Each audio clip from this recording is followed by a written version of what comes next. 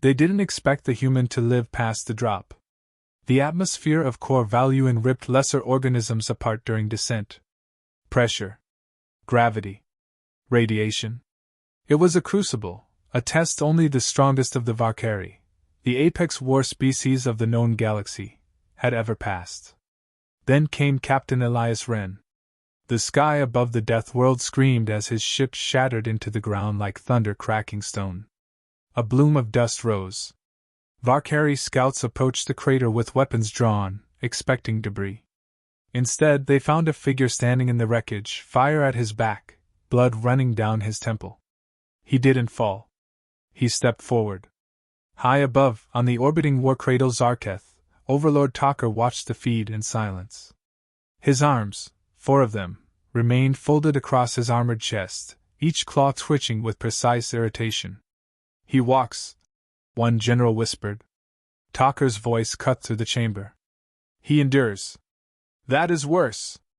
On the surface, Wren moved like a predator out of place, too slow for the atmosphere, too fast for the Varkari to anticipate. He wasn't sent here to win. He was sent here to prove something. A whisper had spread through the galactic empires. The Terrans survived their death world. Alone. Forgotten. Now they return. Wren's boots crunched across black crystal fields. The gravity tried to grind him down. The wind sliced at his gear. Acid pools bubbled, waiting for mistakes. He didn't flinch. He had crossed Antarctica barefoot for training. Drilled in vacuum simulators for weeks. Taken nerve shock injections until his hands stopped trembling. This was still easier than surviving Earth during collapse. He found the first village just after dusk, towers of bone and metal, half-formed, humming with life. Children trained with blades taller than themselves. Fire pits burned green with chemicals not even his HUD could identify. A Varkari youth stood in his path. Bare-chested. 4 eyes. 6 feet of muscle and fury. "You breathe our air," he snarled. "It should kill you." Wren looked him over. "You think oxygen's scary?" He kept walking. The youth struck. Wren ducked, countered, and dropped him in 3 moves. No kill. Just a lesson. The village stopped. Eyes turned. For the first time in centuries, the Varkari saw something they hadn't seen in a long, long time. Challenge. That night, Wren sat alone near the edge of the plateau, watching the twin moons rise. His comm crackled. "Command to Wren. We have your vitals. Confirm status." He answered quietly. "Mission parameters intact. Hostile observation underway. Static." Then, "And the subject?" He looked toward the fires glowing in the distance. "They're not gods. Just bullies who've never been punched in the mouth." Command hesitated. "Understood. Extraction in 72 hours. Stay covert." Wren clicked the comm off. He wasn't planning to be extracted. In the war cradle, Talker studied the footage frame by frame. The human's balance. His reflexes. The way he measured every move like he wasn't afraid of death, only wasting time. The Varkari had conquered 900 systems through strength and cruelty. They had no need for adaptation. No need to change. But this was different. "Put him in the trials," Talker commanded. An aide hesitated. "That arena is sacred." Talker turned. The aide said nothing else. The next day, Wren was taken without warning. Escorts in ritual armor bound his wrists, though he didn't resist. They brought him to a deep canyon carved into the stone, a pit surrounded by thousands of Varkari, howling, chanting, striking their weapons together in perfect rhythm. At the center of the arena, weapons, ancient and varied. Swords, hammers, clawed gauntlets. No guns. Talker's voice echoed through the canyon. "This human claims strength. Let it be tested. Trial by endurance. Trial by war." Wren stepped forward. "No," he said. The arena fell silent. He pointed at the watching warlords. "One of you? Come down. Or admit your empire hides behind tradition because you're too scared to face change." It was a sentence no outsider had ever spoken. And survived. A warrior dropped into the arena. Massive.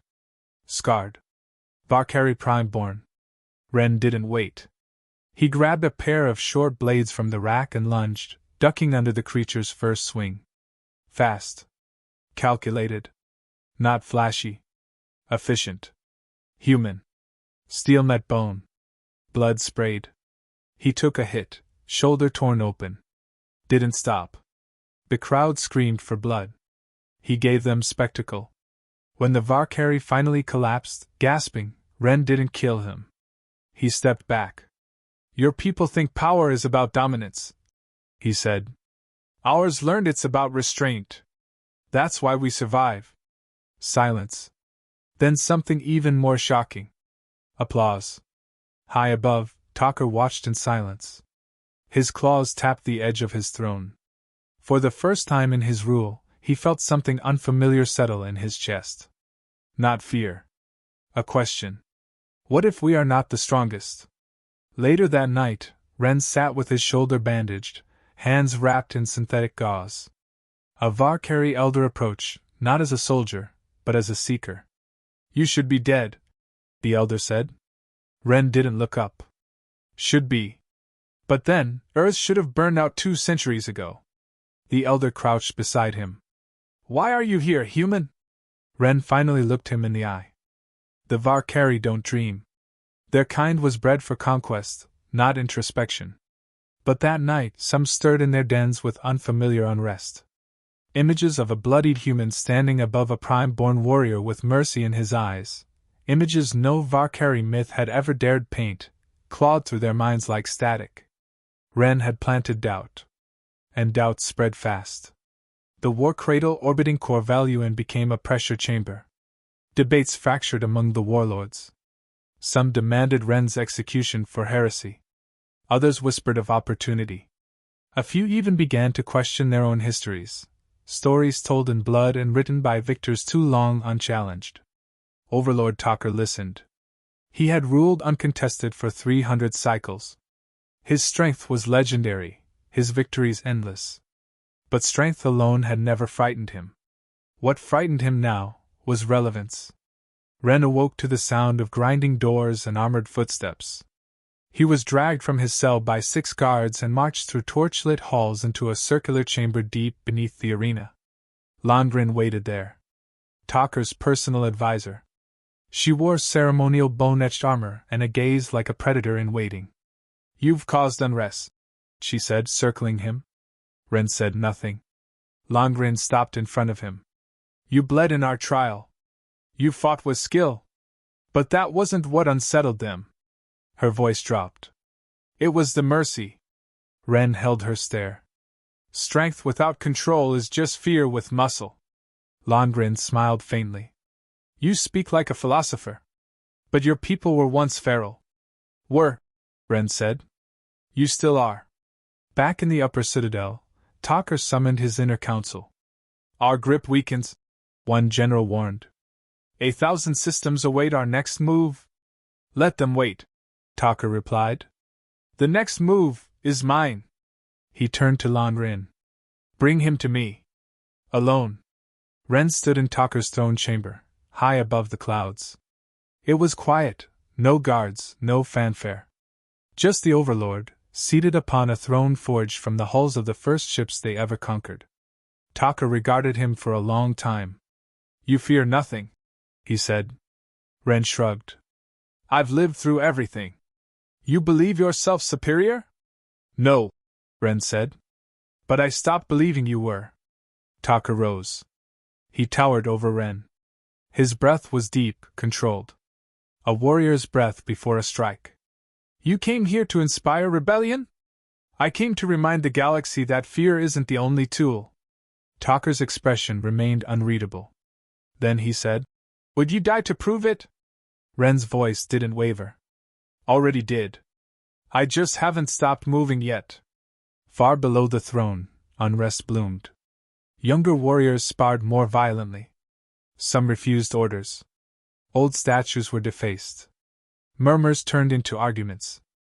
Arguments cracked into confrontations. A lieutenant struck her superior in front of witnesses, then walked away. The message was clear. Something is changing. Wren was returned to his cell. But this time, the door didn't lock. Instead, it slid open an hour later. The youth from the first village, the one Wren had spared, stepped inside quietly. He held a food tray, trembling. "I brought this," he said. "They'll punish me if I'm seen." Wren nodded. "Then leave it and go."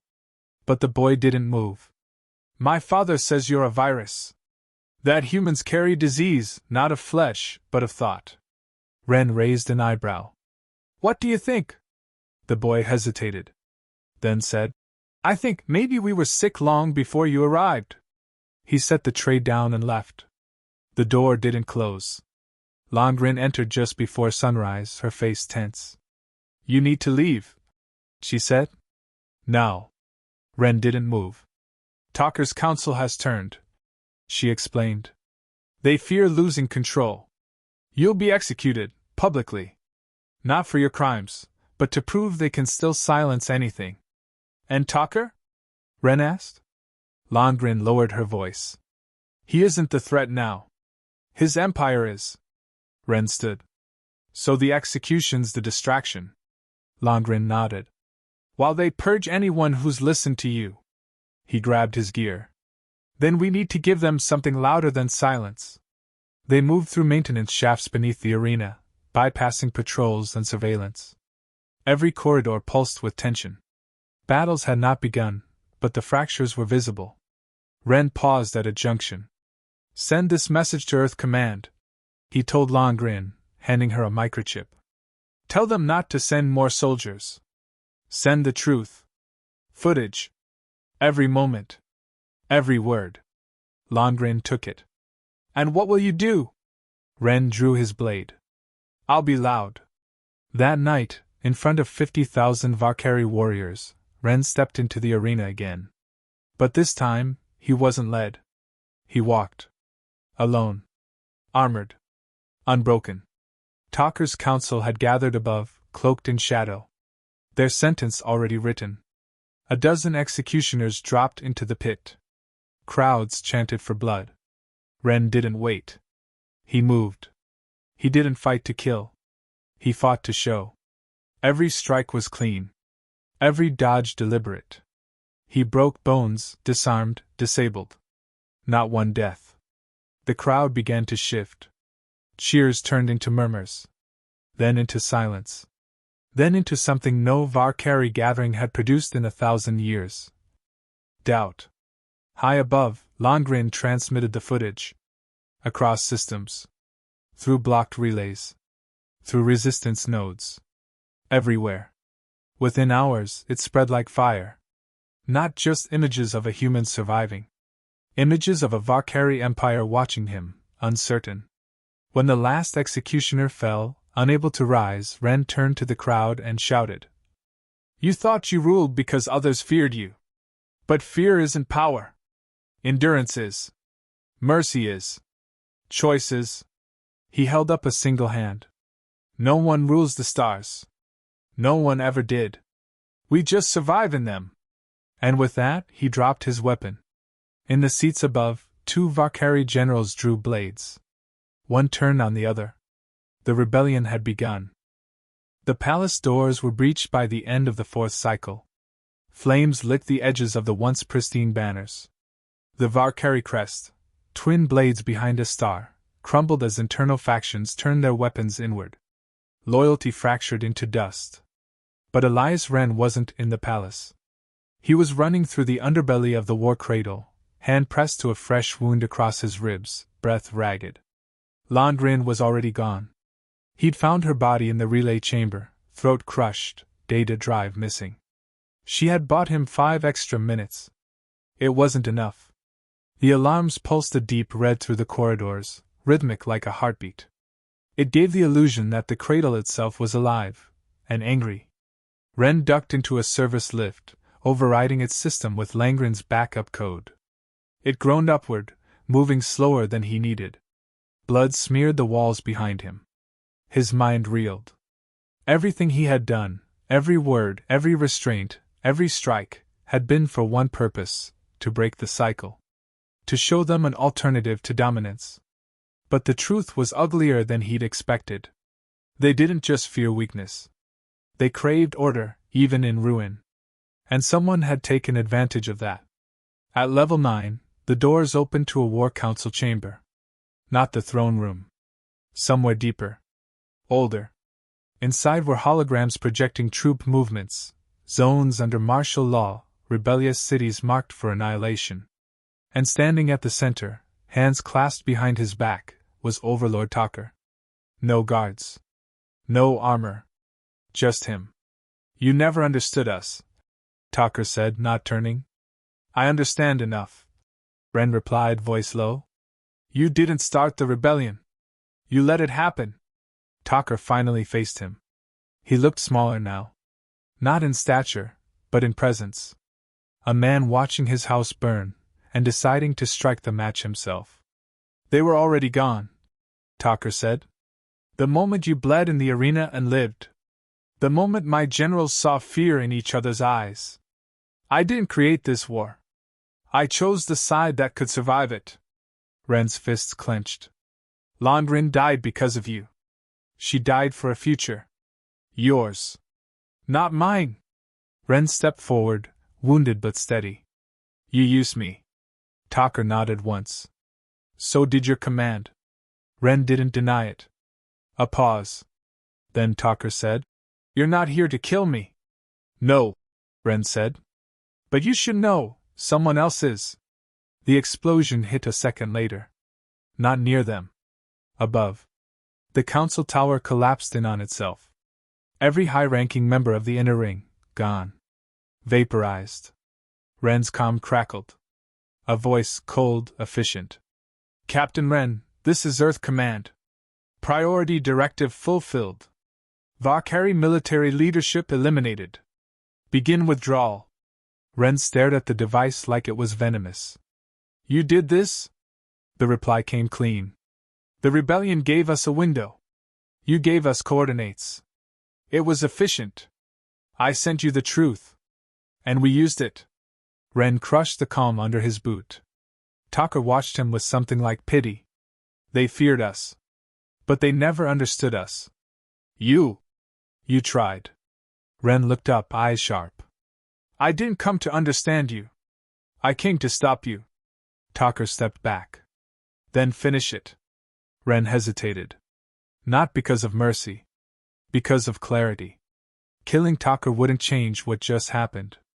Wouldn't bring Longrin back. Wouldn't unvaporize the council. Wouldn't repair the movement now hijacked by opportunists on both sides. This wasn't about revenge anymore. It was about control. Instead of drawing his weapon, Wren walked to the console. The system was still active. He bypassed security. Talker didn't stop him, and accessed the public relay. A direct line to every Varkari ship. Every rebel cell. Every system on the edge of collapse. He opened the channel. "This is Captain Elias Wren, Terran Expeditionary Force." Silence on the line. Then static. Then, "We hear you." He spoke clearly. "The Varkari Council is gone. Your empire is leaderless. But this is not liberation. Not yet. If you replace them with more fire, you will burn like they did." Talker sat silent, watching. Wren continued. "I came to show there's another way. Not submission. Not vengeance. But balance. You want strength? Then own it. Rebuild it into something that doesn't need a throne or a blade behind every word." More voices joined the line. Hundreds. Thousands. Some angry. Some confused. But all listening. Wren closed the transmission. He turned to Talker. "You can live. On one condition." Talker raised an eyebrow. "And that is?" "You teach your people why this happened. You admit you broke them before I ever arrived." Talker gave a bitter smile. "A dethroned god, reduced to a teacher." Wren nodded. "Better than a martyr no one learns from." He walked away without another word. This time, the doors didn't lock behind him. Hours later, Earth Command tried to re-establish contact. They sent a full diplomatic envoy to the war cradle. No one responded. The signal was blocked. By Wren. He stayed. To rebuild. Not as a conqueror. Not as a hero. But as a survivor on a planet full of survivors. Trying to teach the deadliest species in the galaxy that being feared wasn't the same as being strong. And somewhere in the shadows, others watched. Because if a human could shift an empire like the Varkari, what might they do next? The sky over core value changed color for the first time in recorded history. Varkari scientists didn't know why. Some blamed the aftershocks of the orbital bombardment. Others whispered it was something older, something the ancestors had feared, a signal the world itself was aware of change. But Wren didn't care about the sky. He was in the hollowed remains of the Varkari throne chamber, converting it into something it had never been, a school. The banners were gone. The bone-lined throne now lay broken, dragged into the courtyard and left in pieces for anyone to examine. No guards stood outside the new hall. No ranks. No chants. Just questions. And lessons. Wren stood before a room of Varkari youths. No armor. No weapons. Just raw eyes and sharpened curiosity. He drew a line across the wide wall with a burned metal rod. This, he said, is where your history ends. He drew a second, intersecting line. This is where your story begins. One youth raised a hand. What's the difference? Wren faced him. History is what you're told. A story is what you choose to live. There were no cheers. No applause. But every eye stayed on him. It was enough. At the edge of the cratered city, Talker limped through a broken courtyard, flanked not by soldiers but by civilians. He was no longer overlord. He was an archivist now, by choice. And he recorded everything. The mistakes. The brutality. The silence that allowed monsters to reign. Some hated him for it. Some spat as he passed. But he didn't stop walking. Because Elias Wren had looked him in the eye and said, "Redemption's not given. It's built. One truth at a time." Earth Command sent envoys again. Wren met them in the dust outside the city. "You're alive," one officer said. "Still here," Wren replied. The officer stepped forward, offering a tablet. "They want you back. Promotion. Medals. A seat on the council." Wren didn't take it. "I'm not done." The officer frowned. "You can't rebuild them, Captain. They're too far gone." Wren looked past him, toward the skyline. Kids wrestling in the dirt. Farmers reclaiming dead land. Talker reading aloud to a group of children. "They said that about us once," Wren said. The officer hesitated. "So what do we tell Command?" Wren smiled. "Tell them we stayed." News spread. Across systems. Through relays. In fractured empires and on outlaw stations. Humans hadn't conquered the Varkari. They hadn't overthrown them. They had taught them. And that, somehow, was more dangerous. 3 cycles later, the Unified Accord was signed. Not a treaty. An agreement, between Terrans, former Varkari war states, and neutral systems once trapped between their wars. No borders. No empires. Just a shared code. No species stands alone. Wren didn't attend the ceremony. He was teaching in a courtyard when the news arrived. Someone handed him the transmission. He read the message, folded it, and slid it into his coat. Then kept teaching. Later that night, Talker joined him at the edge of the plateau. The stars were brighter now. The atmosphere thinner. "They'll never fully trust us," Talker said. "They shouldn't," Wren answered. Talker nodded. "And yet, here we are." They sat in silence. Then Wren spoke. "You said I didn't understand your people. You were right. I didn't. Not really." Talker looked over. "And now?" Wren exhaled. "Now I understand we're not that different. We just bleed different colors." Talker smirked. "And we teach slower." Wren smiled back. "That's fine. I don't mind repeating myself. The next day, a transport arrived with new refugees. Not Terran. Not Varkari. Another species, once conquered. Now displaced. They were cautious. Tense. Wren met them at the gates personally. "You're safe here," he said. One elder looked past him at the cratered buildings, the mismatched construction, the guards turned builders. "Safe from what?" "From who you were told to be." Years passed. No statues were built of Wren. No parades held. But his words remained etched into every new foundation laid, every old doctrine burned, every young mind taught to question before obeying. One final broadcast was sent from Core Valuin. Short. Simple. A message in Terran Standard and Varkari glyphs. "Strength without empathy is extinction." And then, quietly beneath it, "One Deathworld species ruled the stars, until they met another." Final image. A young Varkari child sits beneath a rebuilt tower, reading aloud from a data slate as a Terran child listens. Behind them, a wall bears a faded symbol, half Earth, half Varkari, joined by a broken blade reforged into a bridge.